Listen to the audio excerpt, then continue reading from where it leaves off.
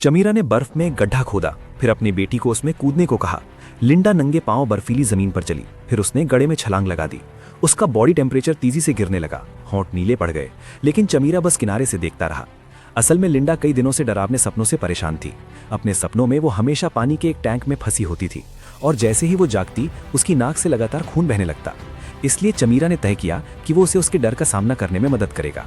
उस दिन के बाद से वो सपना फिर कभी नहीं आया, लेकिन हालात फिर बदल गए।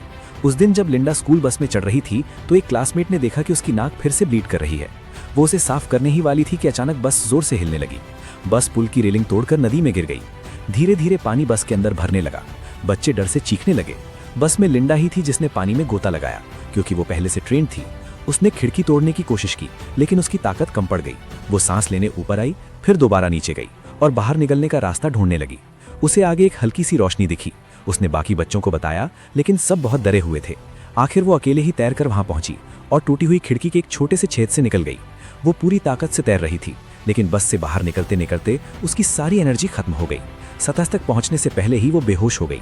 तभी एक तेज रोशनी उस पर पड़ी और वो एक अलग दुनिया में पहुंच गई।